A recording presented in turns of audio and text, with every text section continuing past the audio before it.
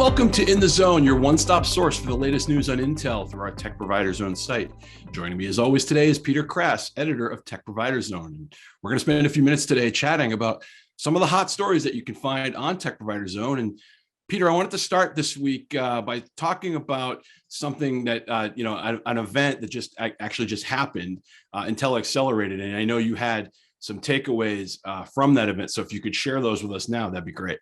Yeah. Thanks, Ed. Well, there's a lot of details, but we came over with 5 big ones. I'll try to go through them quickly. The first is that the Foundry service, which was set up by the new CEO, Pat Gelsinger, already has 100 customers.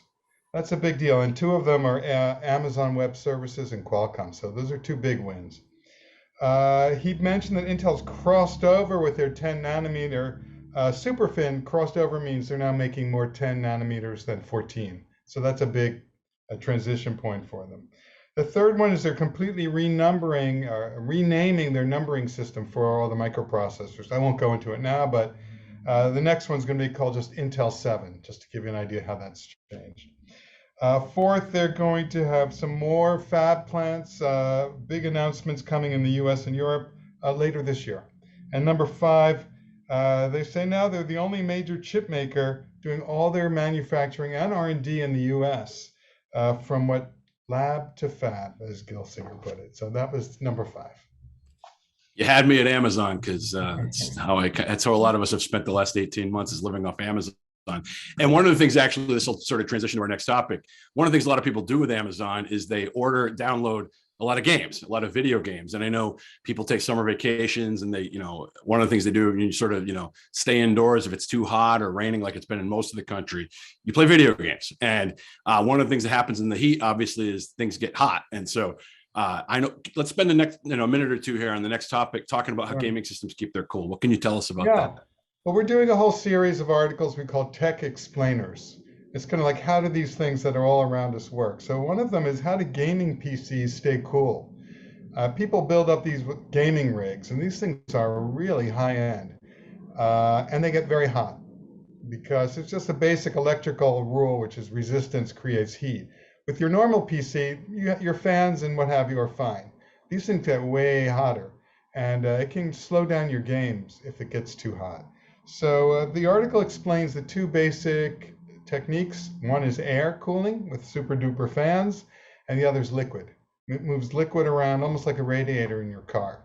And Kevin Jacoby, our writer there, explains how these 2 systems work, how they compare, and how they keep things cool. So kind of a nice, cool story for the summer.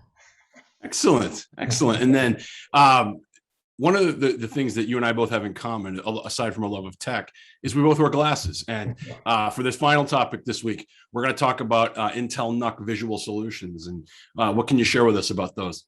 Yeah, visual solutions are things like digital signage, computer vision, digital whiteboards, kiosks. These things are big markets. They're kind of on the periphery, but they're huge. Computer vision alone, something like $11 billion. Digital signage, almost 32 billion. Anyway, these are big markets and they're growing fast.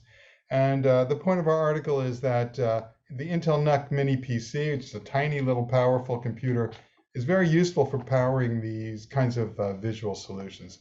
There's new tools that Intel has put on these things, and they're being used. We give a couple examples of case studies, people using the Nooks in these applications, and I think it's worth a look. We find our readers are really interested in these mini PCs.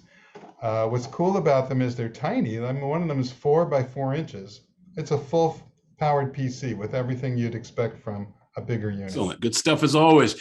Peter, thank you so much as always. And thank you for watching. And remember, my regular reminder, check out Tech Provider Zone for the latest news about Intel. Peter and his staff update it all the time with the latest goings on about Intel and the world of technology.